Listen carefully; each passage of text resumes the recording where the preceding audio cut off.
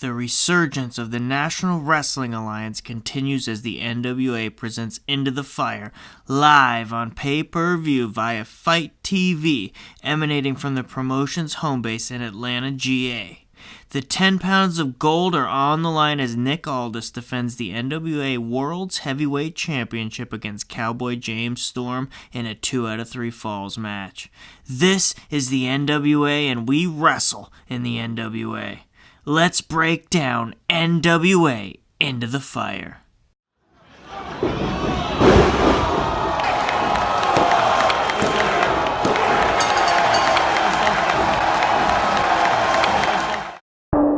JtoZ TV Dad back here in the JtoZ TV Pro Wrestling Control Center, and today we are taking a look at NWA Into the Fire here on JtoZ TV Pro Wrestling Breakdown. December 14th, 2019, GPB Studios in Atlanta, Georgia. Let's kick it off. I'm afraid I've got some bad news. Stu Bennett, the former Wade Barrett, he does the opening video package voiceover. He does the voiceover on it, which is actually pretty cool, narrating it. And then he's going to be joining Joe Galli in the studio as Jim Cornette's replacement at the announce table on the commentary team. And he's a very, very solid replacement at that. Stu Bennett is actually very, very good throughout the show. And I actually think that he's a big improvement over Jim Cornette. I'm a big Jim Cornette fan. So, actually, the first time I ever heard Stu Bennett anywhere as Wade Barrett, actually, was on an old episode of Florida Championship Wrestling. He was doing commentary.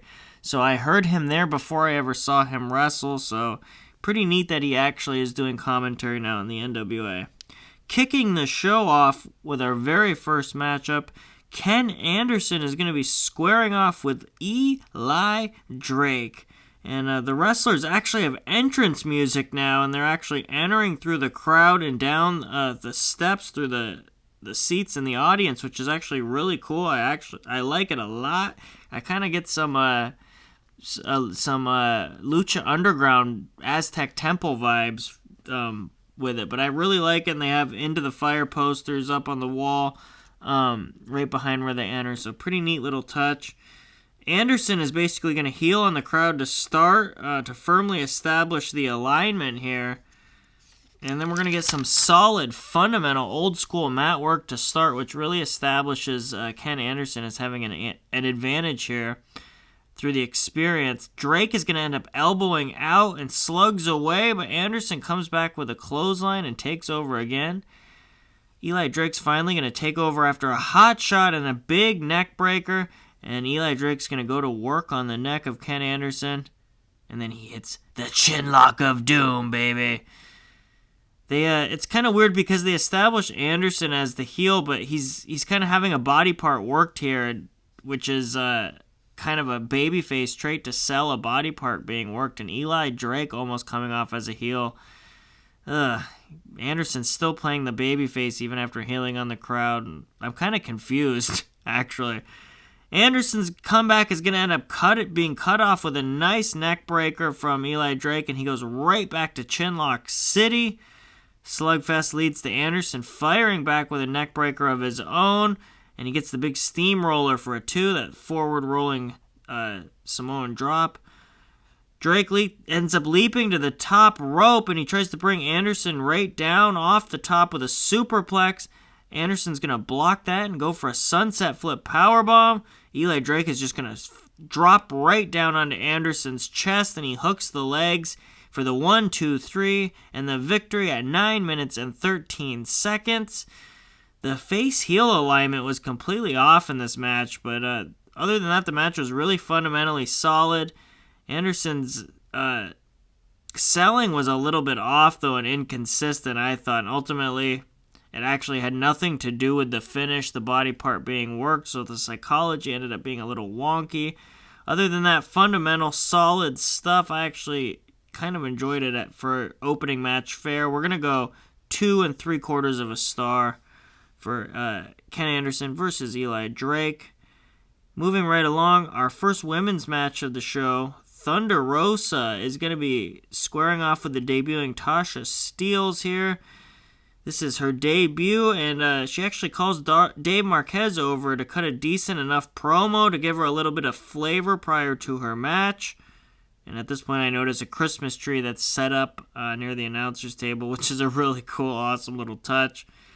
The ref here actually looks like Adam Cole and Hangman Page got together and had a baby, which is interesting. Seriously, check it out. Look at the ref in this match and tell me it doesn't look like Hangman Page with just a splash of Adam Cole tossed in. Quick pace to start as both women look pretty solid here. Rosa's going to end up healing it up, and she ties Steele's in a tree of woe. And then she acts like she's just kicking dust into Steele's face, kicking her in the face with little mule kicks every time she's rearing her foot back as she pretends to talk to the ref. And then she ends up firing off a nice little stalling drop kick, hesitation drop kick. Rosa just eats Tasha up, though, but she's going to end up running into a pump kick. And Steele's going to mount a decent little comeback here. She manages to sell through the whole thing, which is more than Ken Anderson could do in the first match. Tasha's still selling the offense done to her as she's doing her comeback here. Nice little touch for somebody so new into the business. Rosa's going to end up firing back with a running knee shot, though. Then she ends up going up to the top rope and hits the big coup de grace, the double stomp to the back for the pinfall at 4 minutes and 15 seconds. Just a quick one there. Just a squash match, basically. Although Steele's ended up actually looking good in defeat. And she actually ended up managing to get over, which is basically the goal if you're a babyface. If you're going to do the job, or if you're a heel, if you're going to do the job, find a way to get yourself over in the match. I thought she did a good job of that. We're only going to go 1 3/4. It was basically a squash, like I said. Post-match, Thunder Rosa is going to end up continuing the beatdown. But Ashley Vox is here to make the save. Thunder's going to basically put her down, though. Puts her in an armbar and looks to pop the elbow of Ashley Vox right out of place. Keep that in mind. She was scheduled to team with Allison Kay against Melina and Marty Bell later in the evening. That looks like it might be into question. And we're going to roll on with Into the Fire. The third match up on the show. Trevor Murdoch is going to be squaring off with the Enigma himself, the incredibly over question mark. And a question mark, yeah, he's really over. He gets a hero's reaction here. Massive pop. And he's just got the best, most hokey, just keyboard-sounding theme song I've ever heard in my life. And he's even got Aaron Stevens with him, who's wearing a karate gi, which is awesome. And he's introduced as Student Stevens. Aaron Stevens is, man, he's getting he's getting himself over all over again, just like he did as with Mizdow. So big ups to Aaron Stevens here. You cannot keep a good talent down. Cream always rises to the top, and it looks like Aaron Stevens has charisma for days because he's getting over everywhere he goes. I guess except for Impact, right? Aaron Stevens has also got a flag that he's carrying. This is such an awesome package here. I don't know if they just lucked into this or what, but it's so odd. I love it. Apparently, question mark is a master of Mongrovian martial arts or Mongrovian karate, and he's mentoring Aaron Stevens here. Stevens ends up cutting a promo, and he just steals the show with his shut-ups, and he keeps throwing at the crowd through his promo. It's awesome stuff here. We're getting an unveiling of the Mongrovian flag and a singing of the Mongrovian national anthem by 1998 a cappella champion, the question mark here, who basically just, it's a series, the anthem is a series of guttural groans by a question mark. just hilarious here. Trevor Murdoch finally interrupts. This is just ridiculously awesome stuff. Hilarious. It's way better than it has any right to be. We're going to lock up to start here, and question mark ends up cheap-shotting after teasing a clean break. And then he's going to end up getting another cheap shot in. So Murdoch slugs away and then hits a trifecta of scoop slams. Question Marks is going to end up hitting a thrust to the throat to stop that. Wow, the face-heel dynamic has really been off all night so far, which is really weird. Why is Question Mark making a comeback? This is confusing stuff, guys. Murdoch chops away, but Question Mark ends up hitting a second rope drop kick for a near fall. Leg drop misses, and Murdoch ends up slugging away again. And then he just plants Question Mark with a spine buster. Murdoch ends up grabbing the Mongrovian flag from a flag bearer at ringside who's holding an amassed flag bearer. Murdoch just rips it out of the guy's hand and throws it onto the floor, and this just enrages the Question Mark. Aaron Stevens is going to end up being drawn out also for a distraction because he's equally enraged. Murdoch ends up turning around and he runs into the double spike from Question Mark right into the throat, and that's all she wrote at just 6 minutes and 5 seconds. This wasn't good at all. It was entertaining. The pre-match stuff was decent. The match itself wasn't very good, but it really wasn't supposed to be. So a 1.75 stars for Question Mark versus Trevor Murdoch as well. Keeping the show moving along, up fourth on NWA Into the Fire. It's the NWA World Tag Team Championships as the Rock and Roll Express are defending the championships against the Wildcards. The Rock and Rolls, what a story they are.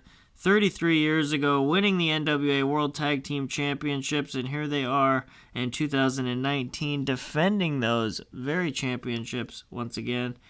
The Rock and Roll Express have Eddie Kingston and Homicide with them as they come out, and the Wildcards are going to have the Dawsons with them. We're going to get some old school stuff to start, which sees Gibson running a really 80s spot where he just manages to run the Wildcards into each other on an up-down spot, on a drop-down leapfrog spot. He ends up confusing them and running them into each other. And then Ricky Morton's going to end up following that up with a big suicide dive for a big pop. These guys they know how to get over and stay over, don't they? They're working the way that they do at their age. They know that's going to get over, and awesome stuff. It makes me smile. Back inside, Ricky Morton is going to end up getting cut off, and he's playing, well, himself, the epitome of babyface and peril. We're going to get a nice double team as the Wildcards hit a really sweet Death Valley bomb into a sit-out powerbomb combo, but the ref refuses to count the pin because the legal man isn't in the match. How awesome is that, especially with how hectic the AEW tag team matches have been and how inconsistently they've been refereed. The NWA enforcing a rule, I thought that was a super sweet touch. Whether it was planned or not, it was awesome that it happened. I really enjoyed that little bit. Blind charge into the corner misses, and Ricky Morton's going to end up getting the hot tag. Robert Gibson grabs a sleeper, actually, which gets a big pop in 2019. Really cool. And Ricky Morton hits the oldest destroyer in the business, guys. Awesome stuff, and it was actually pulled off really, really well. The Dawsons and Outlaw Inc. are going to start brawling on the floor, and meanwhile in the ring, double drop kick connects, and the Rock and Roll Express are going to retain the titles again at only 5 minutes and 2 seconds. Quick matches so far here tonight. This was barely a match, actually, but the nostalgia stuff was fun, and the Rock and Rolls have their act really down pat.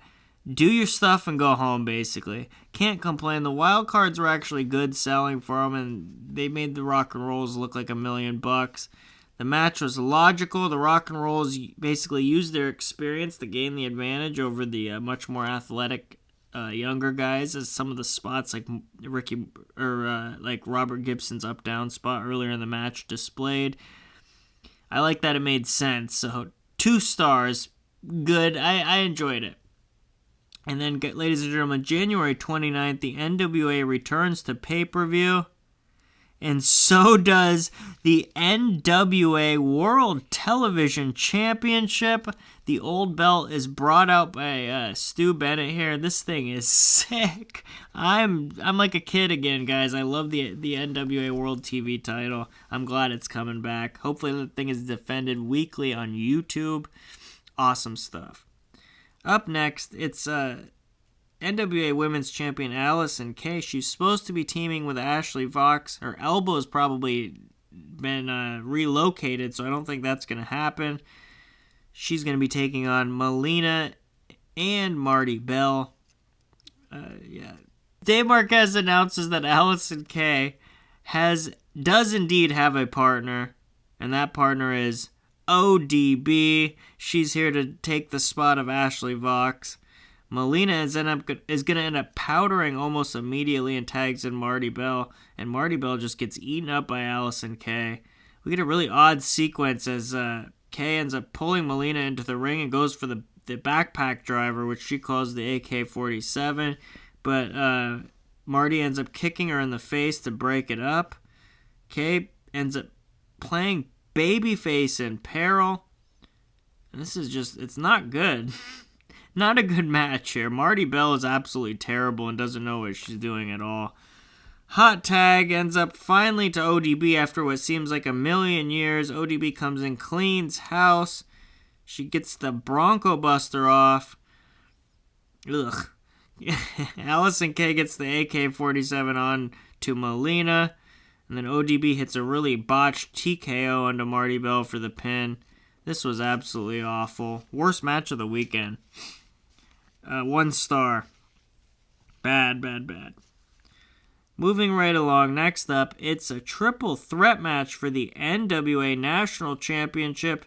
Colt Boom Boom Cabana defending his championship against Ricky Starks and the always awesome Aaron Stevens. Stevens has the question mark with him to start, and everyone mugs for cheers and approval from the crowd at the beginning of the match in a really funny little bit. So Colt Cabana ends up offering Dave Marquez to the crowd for a pop as well, and they oblige. Aaron Stevens is just absolutely phenomenal here, guys. Starks and Cabana end up double-teaming Stevens to start, but Cabana tries to steal a pin on Starks for a close 2 count.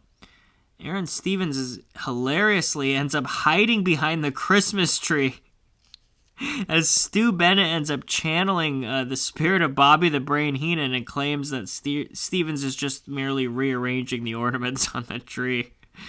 Nice sequence between Starks and Cabana. And then Stevens ends up trying to sneak back into the ring to attack with Mongrovian karate.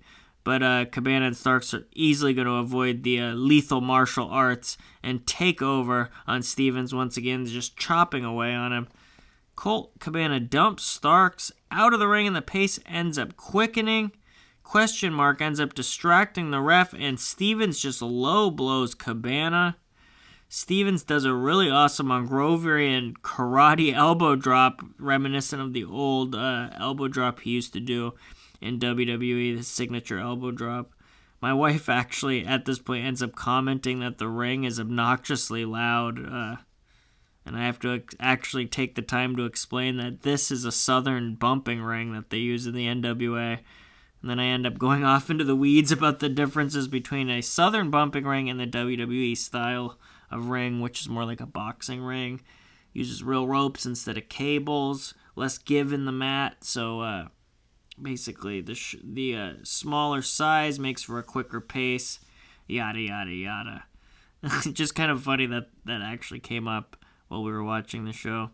Back in the ring, Starks ends up hitting Stevens with a sling blade, and then he and Cabana go to work on Stevens' groin with a series of atomic drops, and then they pull off a wishbone. I haven't seen a good wishbone in wrestling in a long time. I like a good tag team wishbone move. Starks ends up drop-kicking Cabana, and at the same time, he senton splashes Stevens for a near fall. Really cool little spot. He goes for the tornado DDT, but Cabana blocks that. So Starks locks Cabana into an abdominal stretch. I haven't seen a good abdominal stretch in a long time in wrestling either. Cabana ends up powering out and locks in Billy Goat's curse, but Starks ends up making the ropes. Stevens at this point is hiding under a sheet like a total cartoon character. His facial expressions are just amazing. He's really hamming it up here, which is really cool.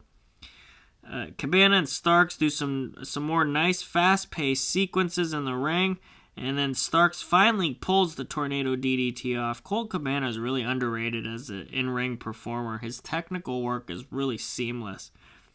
And he knows what to do in between spots. Like, Cabana's a pro, and he's really severely underrated in the ring.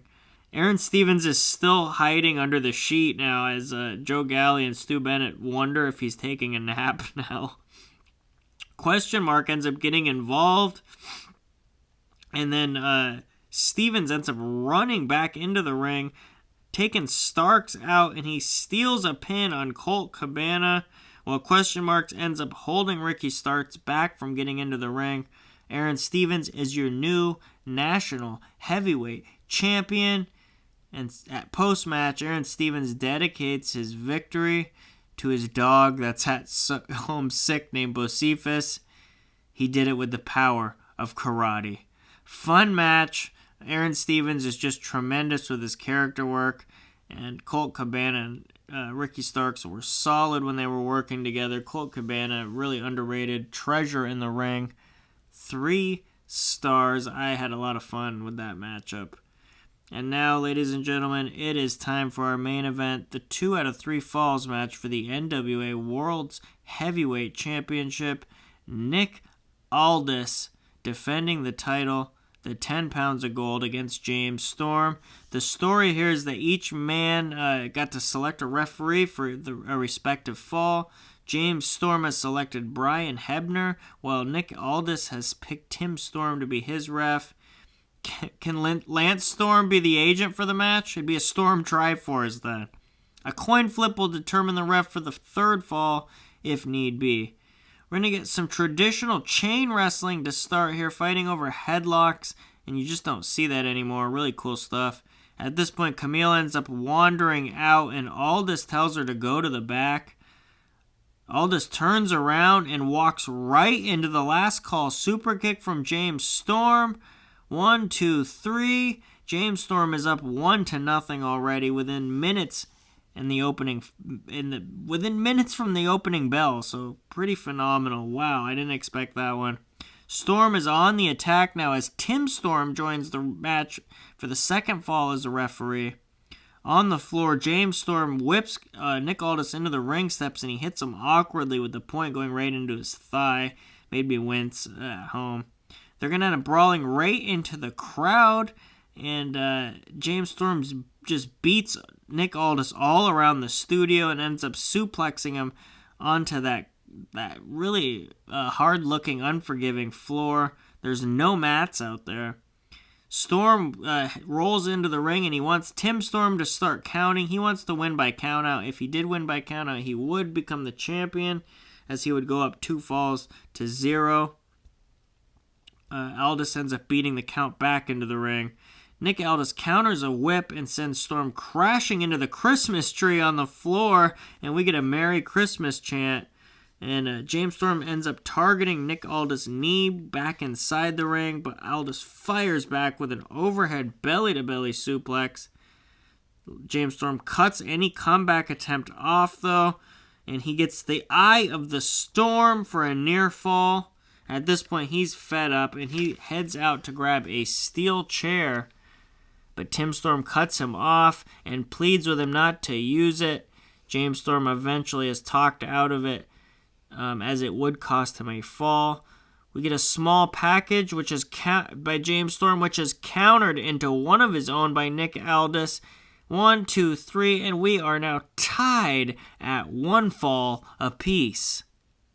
Nick Aldis, 1 fall. James Storm, 1 fall. This is going to a 3rd fall, guys. And we get the coin flip.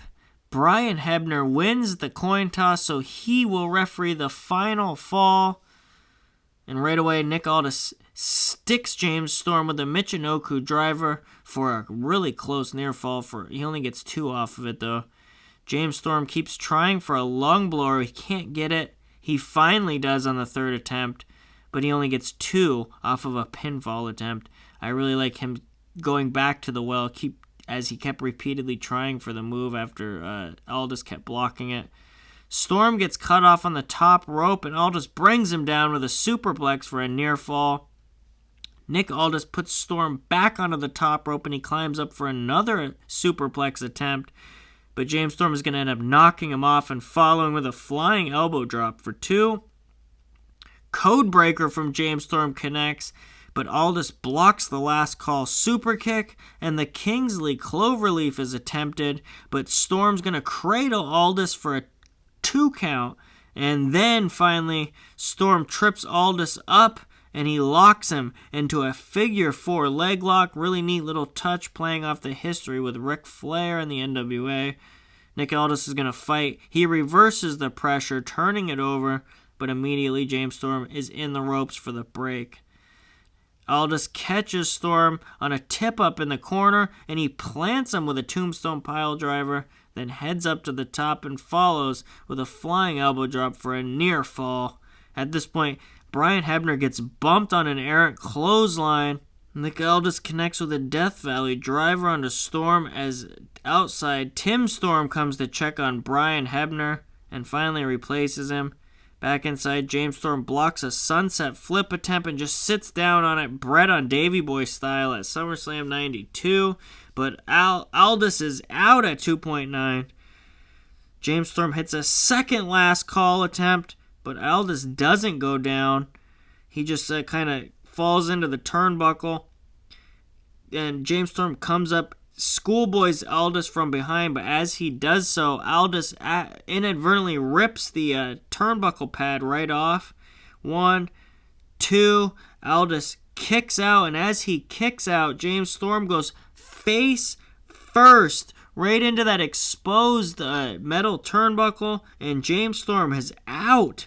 Nick Aldis applies the Kingsley Cloverleaf, but Storm is unresponsive, and the ref calls for the bell, ladies and gentlemen. Nick Aldis retains the championship, 2 falls to 1.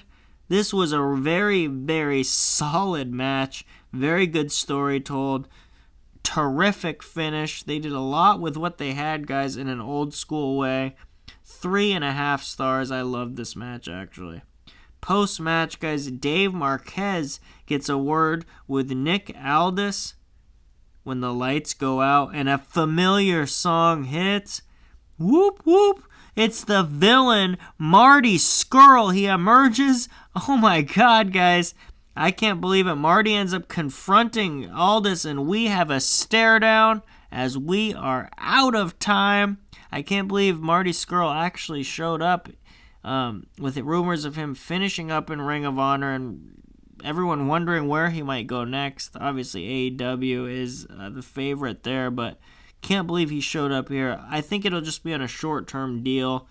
Rumor is he might even be sticking around Ring of Honor for a TV taping or cycle or 2, but crazy stuff, guys. So let's get into the bottom line here. What is the bottom line on NWA Into the Fire? This was all about presentation and style, but there is certainly enough steak to go with the sizzle here, and plenty of it in the form of a more traditional approach to pro wrestling. Every single company in the world is rampant with that strong style or the cruiserweight style, that fast-paced, well-worked spot fest. It's kind of that Ring of Honor style, basically. Everybody does it nowadays. WWE, every single wrestling company. Your local indie probably does it. The NWA doesn't do that, and they don't try to do that, and it really does help set them apart. They're working old-school, fundamental wrestling matches.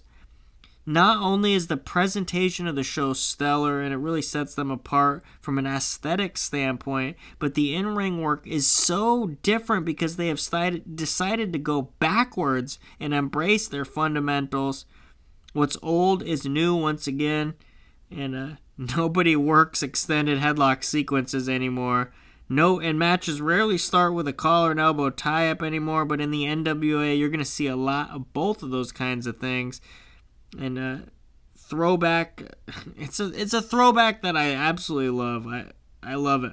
This show flew by here. The women's matches were forgettable, but the top 2 title matches more than carried the show and made up for the price here. The Aaron Stevens, Colt Cabana, Starks, they pulled off a perfectly balanced comedy match with enough solid work to make it very, very entertaining. The question mark and Aaron Stevens really did. They added so much entertainment value to the show. What a package they are. Aaron Stevens was the star of the show, though. Storm and Aldis was incredibly solid. Those guys told a wonderful story. Great main event there. And then Marty Scarl, what a surprise at the end of the show. That's going to get everybody talking. It's the buzz that this show needed. We're going to go a thumbs up on NWA Into the Fire. And speaking of thumbs ups, make sure that you hit that like button on this video if you do think that we deserve it. And don't forget to subscribe to stay up to date with everything JtoZ TV, including our latest pro wrestling breakdown videos. Until next time, I will catch you down that aisle and through those ropes. Thanks for watching.